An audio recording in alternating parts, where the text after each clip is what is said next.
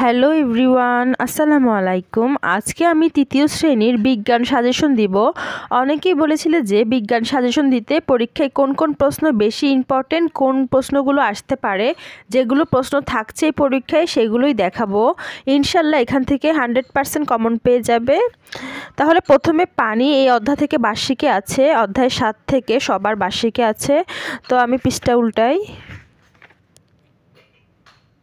এই অধ্যায়ের যত শূন্যস্থান বাম ডান আর সঠিক উত্তর আছে শিখে ফেলবে। তার সঙ্গে হচ্ছে সংক্ষিপ্ত প্রশ্ন, মানুষের তৈরি পানির দুটি উৎসর নাম, এটা শিখবে। তারপরে পানি না থাকলে আমাদের জীবনে হতে পারে দুটি সমস্যার কথা লিখে, এটা শিখবে। তারপরে এই দুইটা ইম্পর্টেন্ট।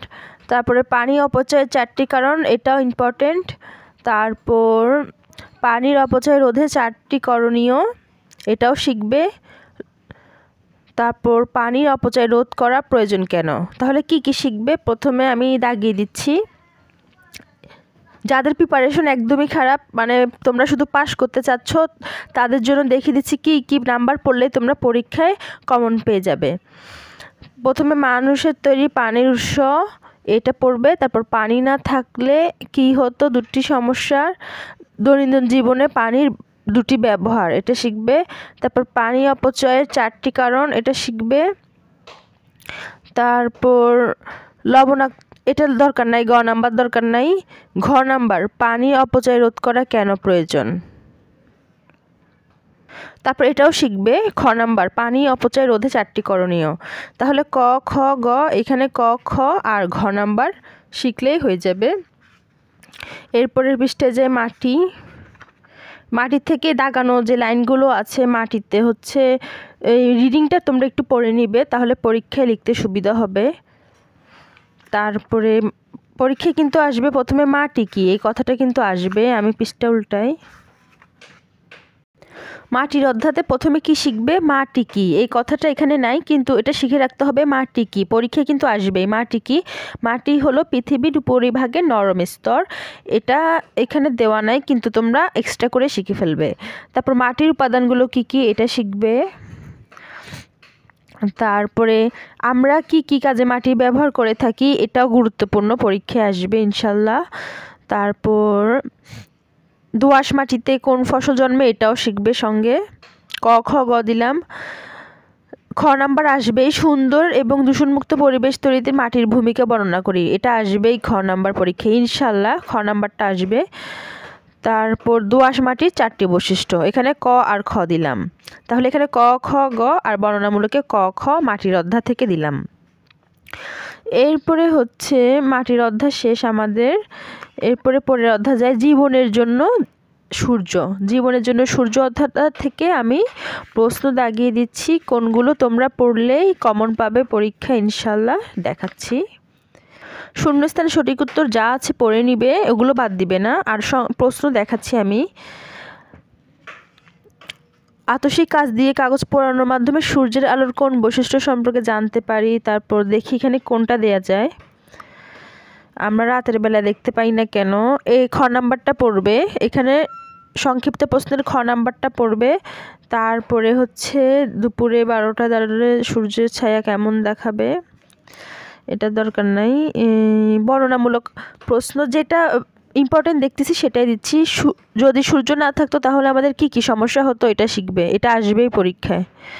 তারপর বন্ধ ঘরে গাছ রাখলে গাছের পাতা হলুদ হয়ে যায় কেন, এটা শিখবে। কোনো ব্যক্তির ছায়া ছোট বড় হওয়ার কারণ বুঝিয়ে লেখো, গ নাম্বার, এটাও শিখবে। তাহলে জীবের সূর্যের অধ্যায় থেকে কোনটা দিয়েছি, সংক্ষিপ্ত প্রশ্নের খ নাম্বার আর বর্ণনামূলকের ক খ গ নাম্বার। এরপরে আসি প্রযুক্তির সঙ্গে পরিচয়। তাহলে এই অধ্যায়টায় কি কি গুরুত্বপূর্ণ, প্রথমেই এই শূন্যস্থানগুলো শিখে ফেলবে। প্রযুক্তির অধ্যায়ের শূন্যস্থান, ডান বাম, সঠিক উত্তর, এগুলো একটাও মিস দিবে না। আর ভালো রেজাল্ট করতে চাইলে সবগুলোই পড়বে। আর যারা একদমই সাজেশন নিতে চাচ্ছ, প্রিপারেশন অনেক খারাপ, মানে কিভাবে তোমরা নাম্বার তুলবে, তাদের জন্য দেখাচ্ছি। যেগুলো মানে পরীক্ষায় আসার সম্ভাবনা বেশি সেগুলো দেখাচ্ছি। প্রতিদিন আমরা কি কি প্রযুক্তি ব্যবহার করে থাকি, এটা পড়বে। প্রযুক্তি নিরাপদ ব্যবহার বলতে কি বোঝায়, এটা পরীক্ষায় আসবে। খ নাম্বারটা নিরাপদ ব্যবহার প্রযুক্তির, 3 স্টার দিলাম।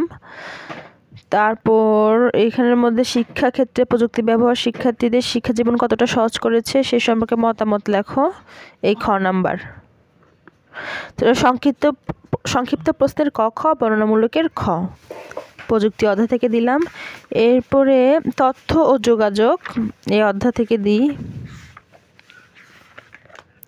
প্রথমে শূন্যস্থান পূরণ, সঠিক উত্তর যা আছে বাম পাশ ডান পাশ ওগুলো শিখবে। শিখার পরে সংক্ষিপ্ত প্রশ্ন, প্রবাসী ব্যক্তির সাথে যোগাযোগ করতে আমরা কি প্রযুক্তি ব্যবহার করি এটা শিখবে, সংক্ষিপ্ত প্রশ্নে আসবে। তথ্য জানা আমাদের কেন প্রয়োজন এটাও শিখবে।